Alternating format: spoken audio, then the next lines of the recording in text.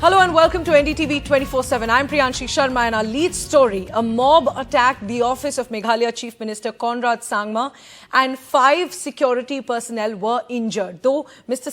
Sangma is unharmed. He was, however, unable to escape as hundreds surrounded the compound. This attack comes as Garo Hills based civil society groups have been on a hunger strike demanding for a winter capital in Tura. Sources said that Mr. Sangma was talking to the civil society organizations for over 3 hours when some people in the crowd, allegedly not a part of these groups, gathered outside the Chief Minister's office and started throwing stones. Listen in to what the Chief Minister said.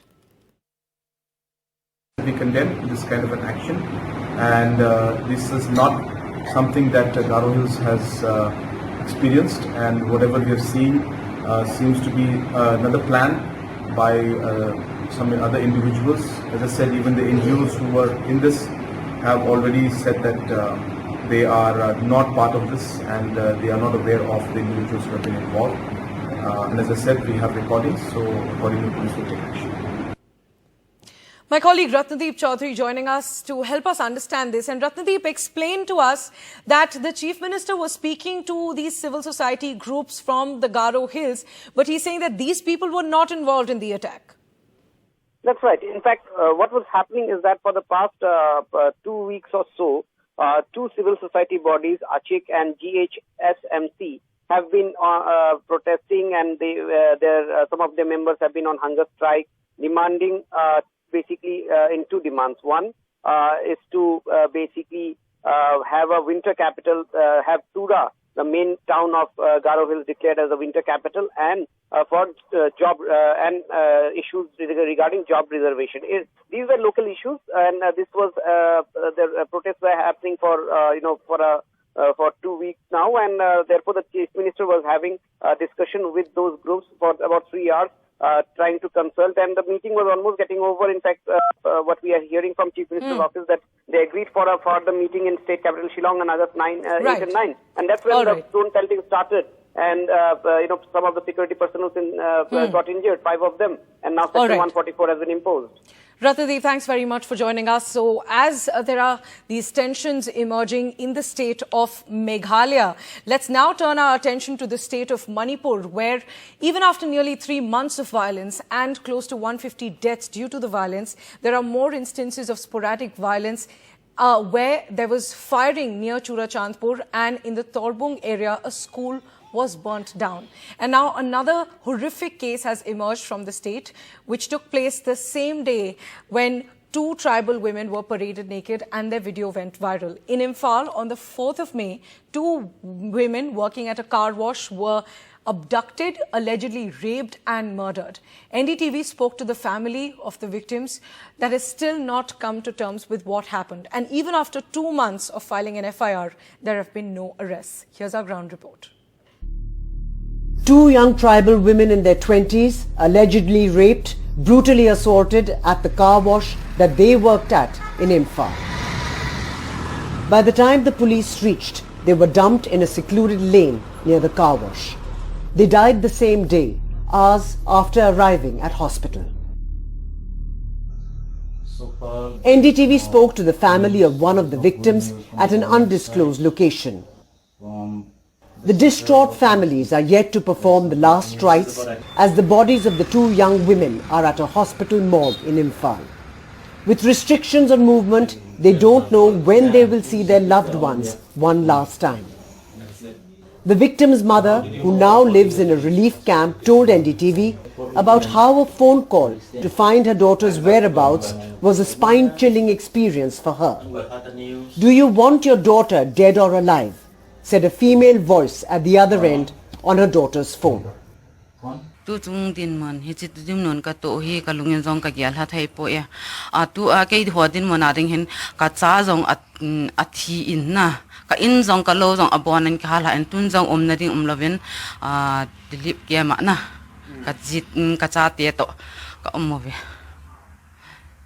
tu chung hi chit thu su lo le hi chi chan no zu hen helang Manipur le hen Golman hen thodi vai in homen tin pathianen a chunga thodi a hin ho hin tu sa han kat dei pian. According to parents who spoke to some co-workers on the phone, they were gagged and locked in a room by 7 men. The women had screamed and pleaded, but their attackers did not relent. Much later, the parents were informed that their daughters were dead.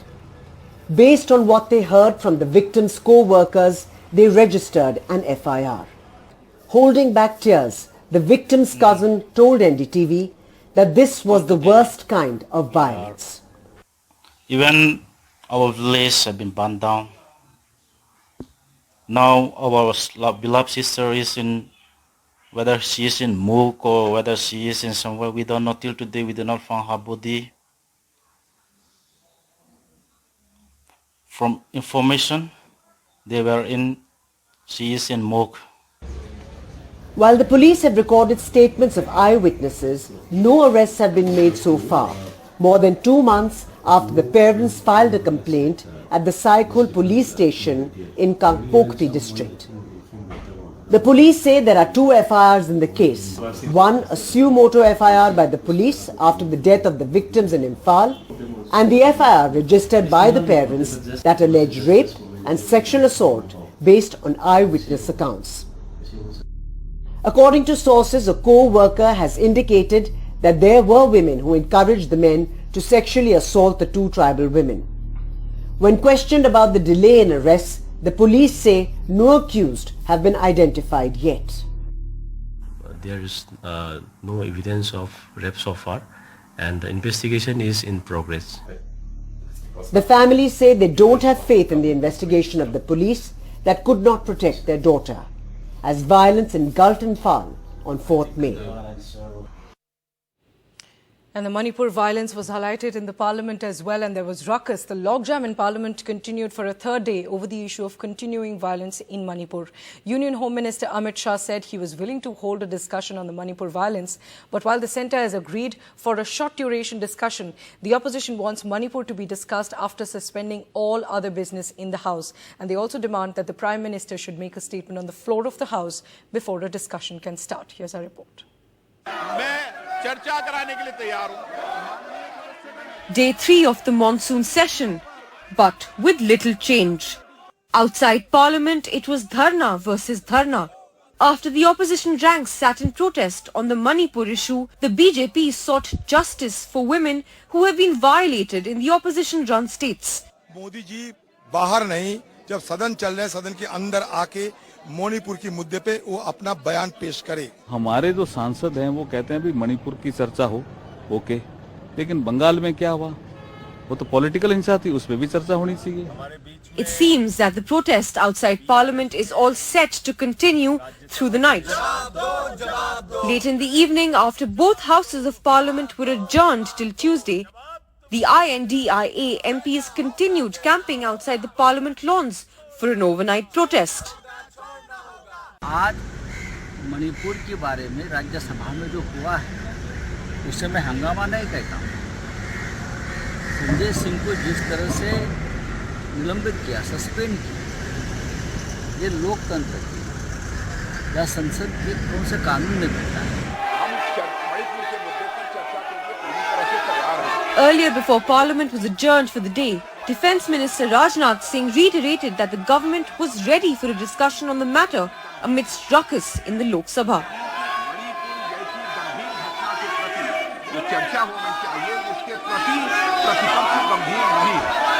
Mr. Derek O'Brien, take your seat. Parallel to this, the Rajya Sabha saw Chairman Jagdeep Dhankar adjourning the stormy upper house till after lunch, with a stern warning to TMC's Derek O'Brien. But when both houses resumed, nothing much changed.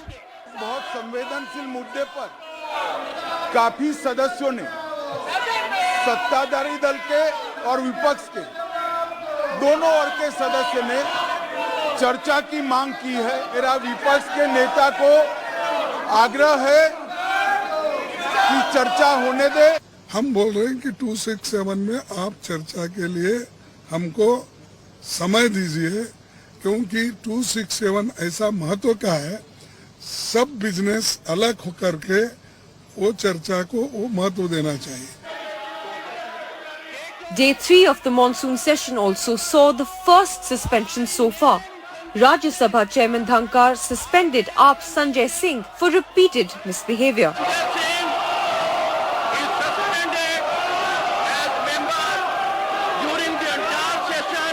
The continuing logjam saw the Treasury bench in a huddle. Senior Ministers Shah, Nadda and Joshi met Prime Minister Modi in the Parliament House. After both houses were adjourned for the day, Defence Minister Rajnath Singh dialed Mallikarjun Kharge. And later, the Rajya Sabha chairman also sat down with the leader of opposition Kharge. But any let-up on day 4 seems unlikely.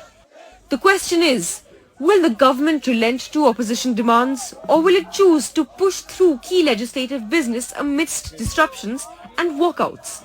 In New Delhi with Megha Prasad, Nayantara Singh for NDTV. And there was high drama in the Rajasthan State Assembly as well. Recently sacked Minister Rajendra Singh Gura was marshalled out of the State Assembly and suspended for the rest of the session after he took on Chief Minister Ashok Gehlot and tried to present a quote-unquote red diary against the Chief Minister. The BJP hit out saying that Rajasthan needs to know the diary mystery. Here's a report. वसूली के कारण उत्पन्न स्थिति के संबंध में सरकार का ध्यान आकर्षित करना चाहता हूं। Dramatic scenes in the Rajasthan Vidhan Sabha. Rajendra Gura waving a red diary at Speaker C.P. Joshi.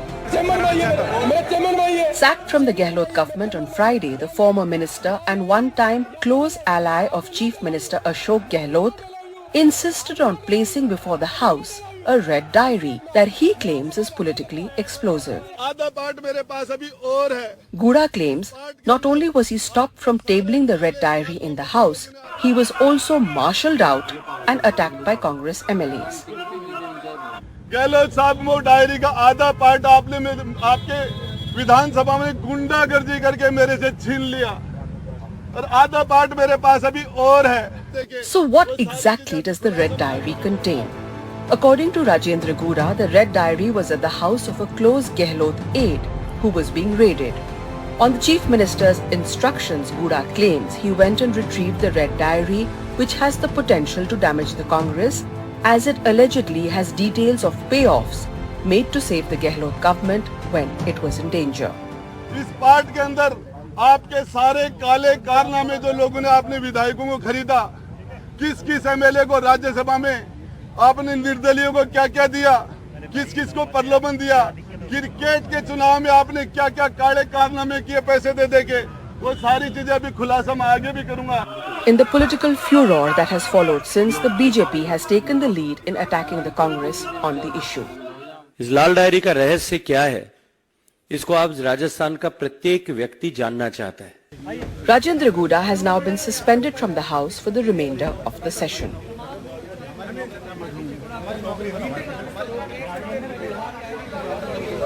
सारी की सारी जो ये लाल डायरी वाला किस्सा बताया जा रहा है, ये भारतीय जनता पार्टी के साथ मिलकर के ये षड्यंत्र रचा गया है.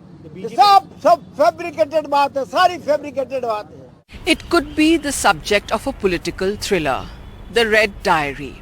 But what led to a fallout between Ashok Gehlot and one-time close ally Rajendra Gura is now speculation. When Sachit Pilot revolted against Ashok Gehlot, it was Gura who supported Ashok Gehlot. And now, how much will Gura damage his one-time mentor is something that is going to be keenly watched. With Virendra Singh in Jaipur, Harsha Kumari Singh, NDTV.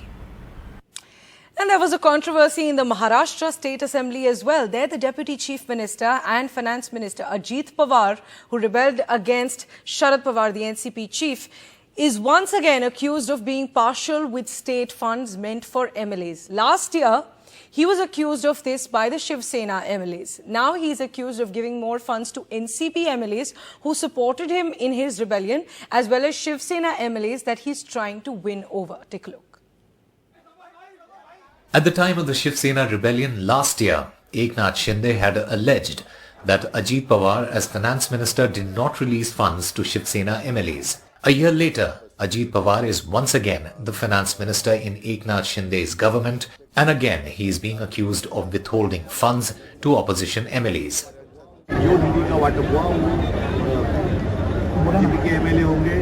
Shinde साहब के साथ गए हुए लोग होंगे या राष्ट्रवादी लोग हैं, उन्हें दिया गया है। लेकिन उद्धव बालासाहब ठाकरे जी के साथ जो विधायक है उनको एक शताब्दी देंगे।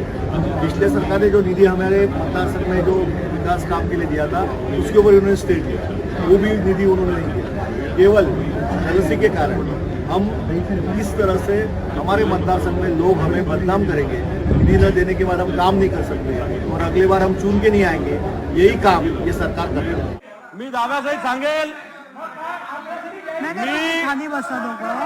Opposition MLAs raised questions on this issue in the Legislative Council on Monday. The opposition alleged that funds of opposition MLAs were deliberately withheld ahead of next year's elections in Maharashtra. जिस विधायकों के क्षेत्र में विकास निधि नहीं दी गई, उस area के जो नागरिक है वो कोई टैक्स नहीं भरते हैं, तो उनका भी विकास का अधिकार है। Ajit Pawar is accused of giving more funds to the MLAs supporting him due to the ongoing rebellion in NCP. MLAs who supported Ajit Pawar in the NCP revolt given funds varying from 25 crore rupees to 50 crore rupees. Saroj Ahire, who left the Sharad Pawar camp and joined the Ajit Pawar camp, has been allotted funds worth 40 crores. An attempt has been made to appease MLAs of the Eknath Shinde faction. A higher amount allotted to persuade MLAs who were against Ajit Pawar becoming finance minister. Funds worth rupees 150 crore given to Shiv Sena MLA Bharat Gogavle. Meanwhile, Eknath Shinde's camp of MLAs who initially complained about not getting funds at the time of Sena rebellion are now seen defending Ajit Pawar. कुछ ने और जो निधि दिया है वो मतदार संघ के लिए दिया है। जो सत्ते में रहता है उसको ज्यादा निधि दिया ही जाता है। जब कांग्रेस की सत्ता थी, राष्ट्रवादी की सत्ता थी, वो टाइम हमको कुछ नहीं मिलता था, हमने उसके बारे में कभी जिक्र भी किया नहीं। और वो चाहते कि हम सत्ते में ना रहते हुए भी उनको ज्यादा निधि मिलेगा, तो ऐसा होगा नहीं। Whether it is the previous Mahavikas Aghadi government or the current government, Ajit Pawar as a finance minister has always been controversial. The opposition MLAs are alleging that Ajit Pawar is misusing his position and also trying to pressurize them. Whereas those MLAs who were earlier against Ajit Pawar are now trying to justify his decision. In the last 5 years of Maharashtra politics, there are several such examples where friends have become enemies and enemies have turned into great friends. In Mumbai, with camera person Sanjay Mandal, Sohit Mishra, NDTV. Time for a short break now. News continues on the other side. Do stay tuned.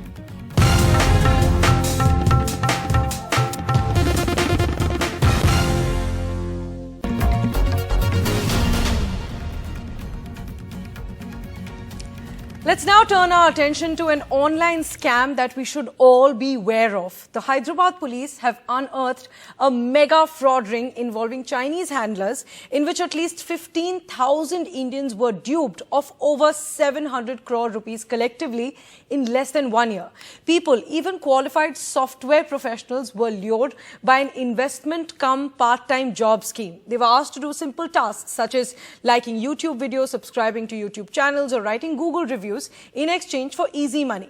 But after this, they were asked for investments and then scammed. The police said that the money was then routed to China via Dubai, and some of it was also sent to an account operated by the Lebanon-based terror group Hezbollah. Listen into what the police said. Complainant, a software professional, had lost 28 lakhs in this investment fraud. This money actually is through cryptocurrency, is moving through Dubai to the main brains behind it who are sitting in China. We have their names too. The crypto wallet called Trons, which is used by this Prajapati, has transferred the money to Dubai-based operators, and that account is having transactions with 2-3 other accounts which have linkages with the Hezbollah terror group crypto wallet account.